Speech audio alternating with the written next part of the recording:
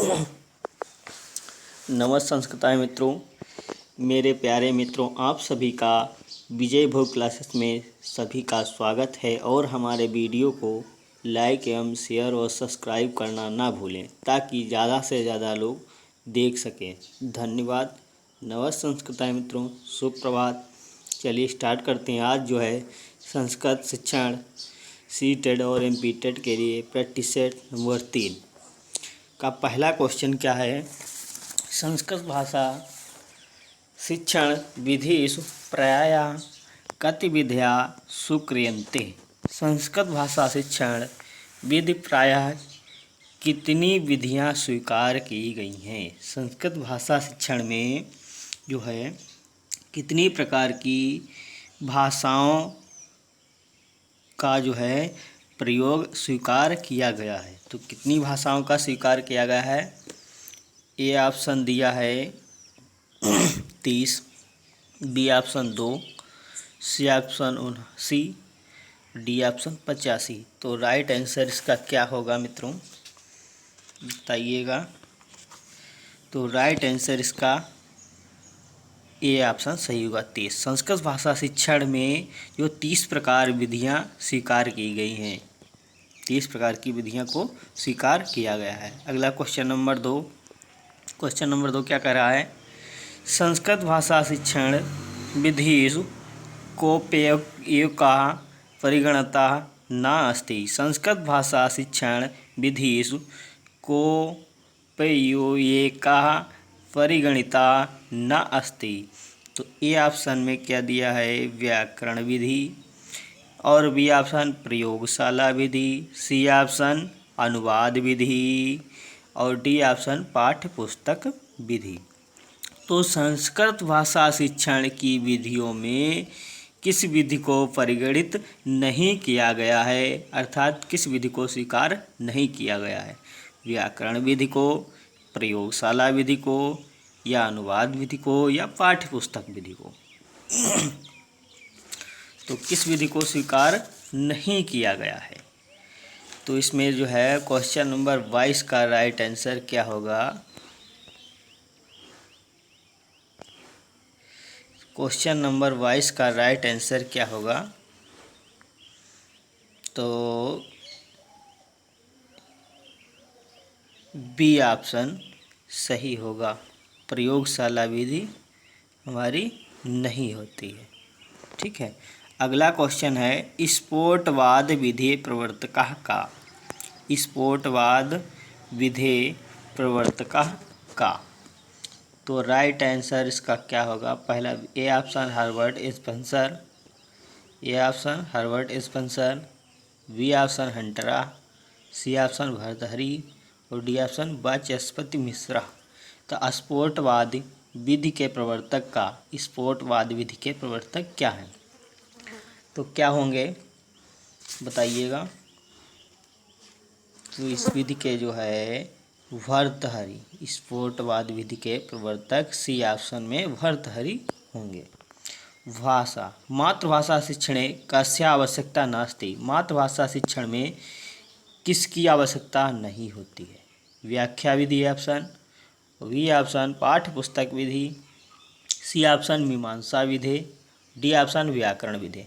तो किस विधि की आवश्यकता नहीं होती। मातृभाषा के शिक्षण में किस भाषा की आवश्यकता नहीं होती है, अर्थात मातृभाषा के शिक्षण में किसकी आवश्यकता नहीं होती है।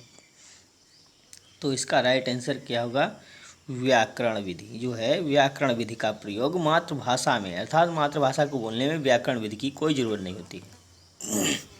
डी ऑप्शन इसका सही होगा।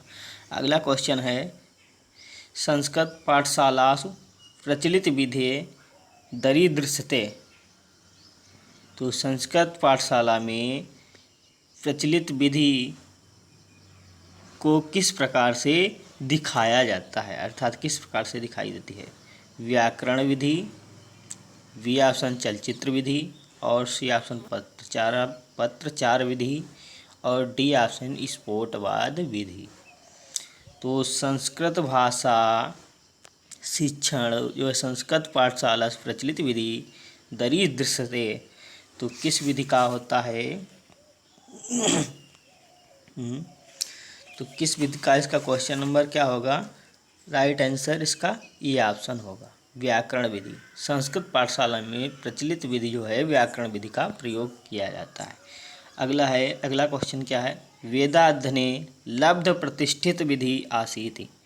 तो वेद अध्ययन में प्रतिष्ठित विधि अर्थात लब्ध माने बुद्धि को, वेद अध्ययन में बुद्धि को प्राप्त करने के लिए जो है किस विधि का प्रयोग किया जाता है? वेद अध्ययन में के लिए बुद्धि की प्राप्ति के लिए या प्रतिष्ठा के लिए किस विधि को प्राप्त जो है होती है? किस विधि, कौन सी विधि थी? स्फोट विधि, वेदांग विधि, पाठ्य पुस्तक विधि, नियंत्रित भाषा विधि। तो किस विधि का प्रयोग किया जाएगा वेद अध्ययन में? तो वेदांग विधि ही होती है। बी ऑप्शन हमारा राइट आंसर सही होगा। कोप्येकः व्याकरण विधि को अपेयकः व्याकरण विधि दोषा नास्ति। इसमें कौन सी व्याकरण विधि दोष नहीं है? व्याकरण विधि में कौन सा दोष नहीं है? निरसता, मनोवैज्ञानिकता या अभाव, सुनिश्चितता और जटिलता। तो किस विधि का जो है इसमें इसी ऑप्शन इसका सही होगा। सुनिश्चितता का जो है दोष नहीं होता है। अगला क्वेश्चन है संस्कृत भाषाया विशिष्ट ज्ञानाय व्याकरण विधि। संस्कृत भाषा के विशिष्ट ज्ञान में व्याकरण विधि है। अव्यवहारिक अस्ति, अव्यवहारिक है। अनुचिता अस्ति, अनुचित है। संदेहास्पति, संदेहास्पदा अस्ति, संदेहास्पद है। उचिता अस्ति, उचित है। तो संस्कृत भाषा के लिए विशिष्ट ज्ञान को प्राप्ति करने के लिए व्याकरण विधि है उचित। तो डी ऑप्शन इसका राइट आंसर होगा, उचित विधि है। अगला क्वेश्चन क्या है? संपूर्णाद अंश प्रति प्रचलन विधिरस्ति। संपूर्णाद अर्थात संपूर्ण से अंश की ओर प्रचलित विधि है। तो कौन सी है? संपूर्ण से अंश की ओर कौन सी विधि है जो प्रचलित होती है? तो इसका ये ऑप्शन विश्लेषणात्मक विधि, वाचन विधि, वार्तालाप विधि, आकाशवाणी विधि। तो संपूर्ण से अर्थात पूरे अंश से एकत्र करके किसको जो है किस विधि के द्वारा प्रयोग किया जाता है? विश्लेषणात्मक विधि अर्थात संपूर्ण अंश को एक करके एक विश्लेषणात्मक विधि अर्थात विश्लेषण की ओर खींच लेते हैं। संपूर्ण से अंश की ओर संपूर्ण भाग को एक करके करना ही क्या होता है? विश्लेषणात्मक विधि होती है। अगला है व्याख्यान विधे कति विभागा सन्ति। व्याख्यान विधि में कितने भाग होते हैं?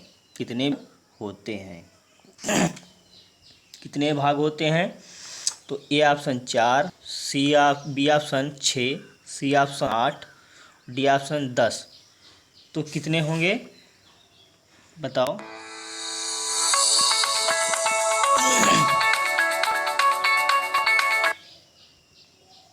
तो कितने होंगे व्याख्या विधि के लिए? तो इसका राइट आंसर हमारा क्या होगा?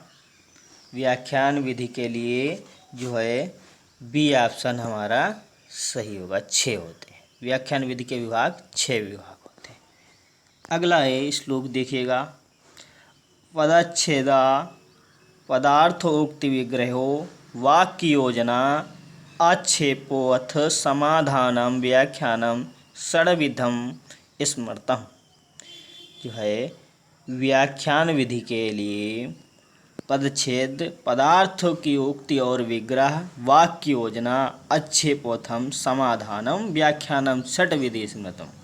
अर्थात व्याख्यान विधि के लिए 6 विधियों का स्मरण होना चाहिए। अन्य श्लोकन का विधि सूच्यते संसूच्यते। किस विधि का जो है संचयन किया गया है? इस श्लोक में किस विधि का संचयन किया गया है? विश्लेषणात्मक विधि, पाठ्य पुस्तक विधि, व्याख्यान विधि, अनुवाद विधि। तो किस विधि का प्रयोग किया गया इस विधि में? तो क्वेश्चन नंबर इसका जो है राइट आंसर सी ऑप्शन होगा, व्याख्यान विधि। इसमें व्याख्यान दिया है, देखो समाधानाम व्याख्यानाम षड विधि स्मृतम, इस श्लोक में ही मिल रहा है, तो इसका सी ऑप्शन सही होगा, व्याख्यान विधि। अगला क्वेश्चन है प्रदत्तेषु विकल्पेषु कोऽप्येकः व्याख्यान विधि नास्ति। इन प्रदत्त अर्थात नीचे दिए गए विकल्प में से कौन सी व्याख्यान विधि नहीं है? विग्रह, समाधानम, आक्षेप, अपोह। तो इसका राइट आंसर क्या होगा? विग्रह भी होता है, समाधान भी होता है और आक्षेप भी होता है, लेकिन अपोह ये जो है नास्ति, व्याख्यान विधि में अपोह का जो है प्रयोग नहीं किया जाता।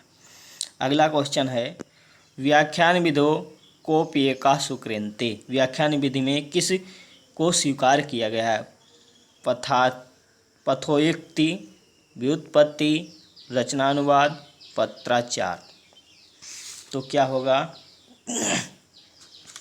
इसका राइट आंसर? 33 का जो है अगला पदार्थोक्ति जो है विधि का स्वीकार किया गया है, ये ऑप्शन इसका सही होगा, पदार्थोक्ति। अगला है कस्याः भाषायाः शिक्षणे अनुवाद पद्धति समीचीना नास्ति। किस में? भाषा शिक्षण में, अर्थात किस जो है भाषा शिक्षण अनुवाद पद्धति समीचीन नहीं है, समीचीन नहीं है। संस्कृत भाषा में, मातृभाषा में, विदेशी भाषा में, उर्दू भाषा में। तो किस भाषा में शिक्षण अनुवाद पद्धति का प्रयोग नहीं हुआ है, अर्थात सीमित है। तो किस में जो है शिक्षण का प्रयोग जो है सीमित है? तो इसका राइट आंसर क्या होगा हमारा? मातृभाषा, बी ऑप्शन सही होगा, इसमें कम प्रयोग होता है। कौन सा? बी ऑप्शन, अनुवाद पद्धति समीचीना नास्ति। मातृभाषा में अनुवाद पद्धति का जो है सीमित प्रयोग होता है। अगला है क्वेश्चन नंबर, देखिएगा, हर्वर्टी विधो कति पदानि स्वीकृतानि सन्ति। हर्वर्ट विधि में कितने पद को स्वीकार किया गया है? ए ऑप्शन 3, बी ऑप्शन 4 और सी ऑप्शन 5, डी ऑप्शन 6। तो हर्वर्टी में कितने विधों का प्रयोग किया गया है? तो 5, सी ऑप्शन हमारा सही होगा। हर्वर्टीय विधो किम एपकम पदम नास्ति। हर्वर्टी विधो किम अप्येकम पदम नास्ति। हर्वर्टी विधि में इस जो है किस एक पद नहीं है? कौन सा एक पद नहीं है? हर्वर्टी विधि में कौन सा एक पद नहीं है इनमें से? तो तुलना, प्रयोगा, प्रस्तावना और विभावना। तो इसका राइट आंसर डी ऑप्शन सही होगा, हमारा विभावना जो है इसमें पद में नहीं आता है। पंचपदी अर्थात हर्वर्टी पंचपदी विधि में विभावना नहीं आता, तुलना, प्रस्तावना, प्रयोग ये आते हैं। अगला क्वेश्चन है हर्वर्टी विधौ स्वीकृतम पदम अस्ति। हर्वर्टी विधि में कौन सा पद स्वीकार किया गया है, अर्थात कौन सा पद स्वीकार है? सामान्यीकरणम, अनुकरणम, उदाहरणम, संहरणम। तो इसका हर्वर्टी में जो है किस विधि का जो है स्वीकार नहीं किया गया है? किस पद को स्वीकार नहीं किया, मतलब स्वीकार किया गया है, नहीं क्या मतलब नहीं है, स्वीकार किया गया है। तो इसका राइट आंसर क्या होगा? ए ऑप्शन, सामान्यीकरण के पद को स्वीकार किया गया है। हर्वर्टी विधि में स्वीकृतम पद अस्ति, तो सामान्यीकरण पद को स्वीकार किया गया है। बस मित्रों, आज इतना ही आपके लिए समझ जो 15 क्वेश्चन बहुत ही इम्पोर्टेंट, और तैयारी करते रहें, बहुत ही अच्छे प्रश्न हम लेके आते हैं। नमस्ते संस्कृत मित्रों।